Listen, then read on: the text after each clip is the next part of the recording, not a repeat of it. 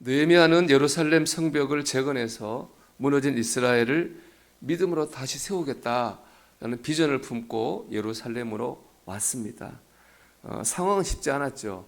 황폐해진 땅, 연약해진 백성들, 산발렛, 도비아, 겟셈, 또 아스타로처럼 이렇게 주변에 방해하는 족속들이 많이 있었습니다. 하지만은 흔들리지 않고 성벽을 쌓아갔어요. 그리고 그 결과 드디어 성벽 공사를 완성하기 직전입니다. 이제는 문만 달면 되는 거거든요. 그 마지막 때에 그동안 성벽 재건 공사를 방해했던 자들이 또 이제 방해를 합니다. 그들은 먼저 의논할 것이 있으니 오노라고 하는 곳에서 느헤미야를 만나자고 불렀습니다. 그것은 악한 제략이었어요. 거기에 느헤미야가 오면은 느헤미야를 죽이려고 하는 그런 계획을 가지고 있었거든요. 느헤미야는 이미 그걸 알고 알아차렸죠. 그래서 바쁘다거나 못 간다고 그랬습니다. 그 뒤에 4번이나 그렇게 했지만은 느헤미야는 그들에게 속지 않았습니다. 그러니까 이번에는 거짓 소문을 냅니다. 예루살렘 성벽을 재건해서 유다가 이 페르시아 왕에게 반란을 일으키고 느헤미야가 스스로 왕이 되려고 한다라는 이 소문을 왕에게 고발하겠다. 이런 소문을 퍼뜨리려고 합니다. 사실이 아니죠. 느헤미야는 왕이 되려고 예루살렘 성벽 쌓은 게 아니라 하나님의 뜻을 이루기 위해 성벽을 쌓는 거잖아요. 그런데 어쨌든 왕이 이걸 정말 그 말대로 오해하면은 느헤미야와 이스라엘은 반란의 역적이 돼가지고 죽는 거예요. 그런 소문을 내겠다 하는 말을 퍼뜨렸습니다. 그런데 산발렛과 게셈은 실제로 왕이 고발하지는 않습니다. 그냥 그들도 알거든요. 왕이 느헤미야를 신뢰하는 걸 압니다. 이 예루살렘 성벽 다시 지으라고 명령한 사람이 왕이라는 걸 알아요. 그래서 실제로 왕이 고발하진 않아요. 근데 고발하지 않을 거면서 왜 고발할 것처럼 이렇게 거짓 소문을 냈느냐? 그 답이 9절 상반절에 나옵니다. 9절 상반절에 보면 이렇게 돼 있죠. 이는 그들이 다 우리를 두렵게 하고자 하여 말하기를. 이렇게 말한 이유는 뭡니까? 두렵게 하려고. 느헤미야를 두렵게 하고 이스라엘 백성들을 두렵게 하려고 했습니다. 그들의 계략대로 만약에 느헤미야나 이스라엘이 두렵게 되면 어떻게 될까요? 두려움에 빠지면 어떻게 될까요?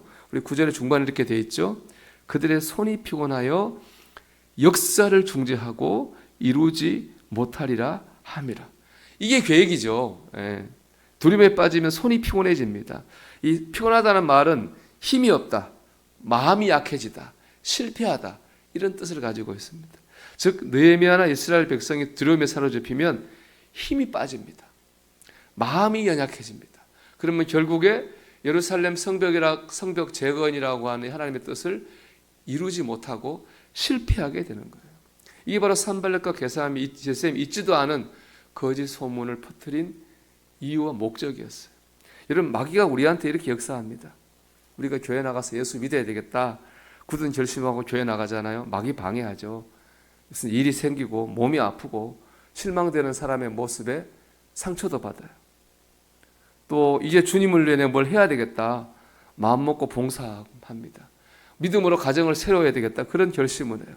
그러면 어려움을 만나요. 이런저런 어려움을 만나고 오늘 나온 것처럼 힘 빠지는 말도 내가 들으면 상처되는 말도 내가 듣게 합니다. 그래서 이렇게 힘이 빠져서 약해서 실패하게 하는 게 목적이죠. 어떤 분이 그러더라고요. 교회 다니는 건 좋은데 깊이 들어가지 말라고. 깊이 들어가면 다친다고. 깊이 들어가지 말라고. 맞는 말이죠. 아주 틀린 말은 아니에요. 일 안 하면 상처받을 일도 없고 시험에 들 일도 없어요. 그건 아무것도 안 하면 돼요. 정말 예수 안 믿고 기도 안 하고 전도 안 하고 봉사 안 하면 공격을 받을 일도 상처를 받을 일도 시험에 들 일도 없어요. 우리가 또 그런 상처를 받고 공격받으면 또 아무것도 하기 싫어져요. 아니 뭐하러 이렇게 하나 그런 마음이 들 수도 있어요. 그런데 여러분 아무것도 안 하면 어떻게 되겠습니까? 아무것도 안 하면 죽어가는 내용은 어떻게 되겠어요? 믿음으로 세워야 될 우리 가정은 어떻게 될 거예요? 교회는 어떻게 될 겁니까? 이 땅은 어떻게 될 거예요? 세계 복음화라고 하는 하나님의 비전은 또 어떻게 되겠습니까? 하나님께서 느헤미야를 불러서 성벽을 쌓으셨잖아요. 그것처럼 이 땅에서 우리 가정과 교회와 하나님의 뜻을 이루기 위해서는요, 느헤미야 같은 사람이 정말 필요합니다. 하나님께서 그런 사람으로 저와 여러분을 부르신 줄로 믿습니다.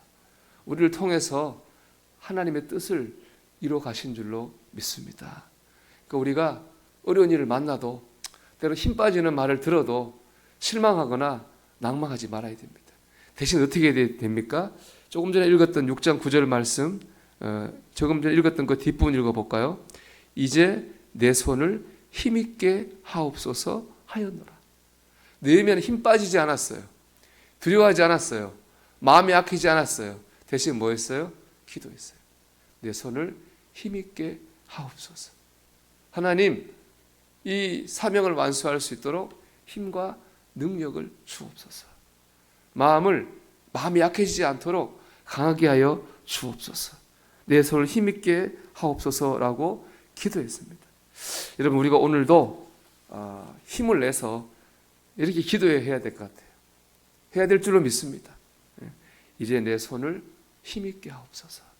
하나님, 힘과 능력을 주셔서 하나님께 내게 주신 사명, 그렇죠? 영혼을 구원하고 우리 가정을 믿음으로 세우고 교회를 주의 뜻대로 세우고 이 땅에 세계 끝까지 하나님의 복음이 전해질 수 있는 이 뜻에 감당할 수 있도록 내 손을 힘있게 하옵소서. 우리 기도하면서 나가게 될 때에 하나님께서 느헤미야를 통해서 예루살렘 성벽을 세우신 것처럼 우리를 통해서 하나님의 뜻을 이루어 가시게 될 줄로 믿습니다.